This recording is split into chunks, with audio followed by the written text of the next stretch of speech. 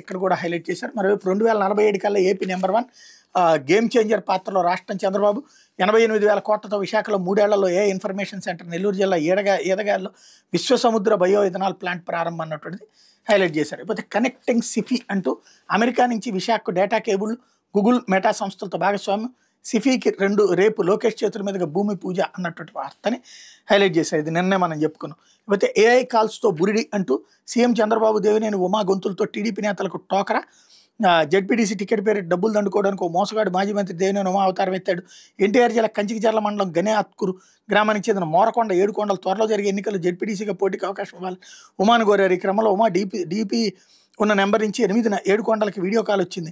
అందులో ఉమాలాగే ఉన్న వ్యక్తి వాట్సాప్ కాల్ చేస్తానని చెప్పాడు. కాసేపటికి మామూలు కాల్ చేసి అన్న మాట్లాడతారని చంద్రబాబు మాట్లాడతారని చెప్పాడు. అనంతరం చంద్రబాబు స్వరంతో వ్యక్తి కాన్ఫరెన్స్ కాల్లో మాట్లాడారు. జెడ్పీటీసీకి అవకాశం ఇస్తానని పేరు డైరీలో రాసుకున్నానని చెప్పి కాల్ కట్ చేశాడు. తర్వాత మొదటి వ్యక్తి ఫోన్ చేసి 1,00,000 ఫోన్పే చేయాలని డిమాండ్ చేశాడు. ఏడుకొండలు డబ్బు లేదని చెప్పడంతో 9న ఫోన్ చేస్తానని చెప్పాడు. అయితే విజయవాడలో శుభకార్యానికి వస్తూ ఏడుకొండలు దేవినేని ఉమా ఇంటికి వెళ్లారు. జరిగిన విషయం చెప్పడంతో గుట్టు రట్టయింది.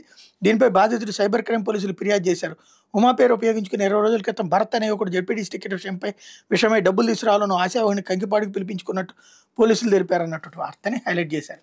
ఇది దినపత్రికలో వచ్చినటువంటి వార్త.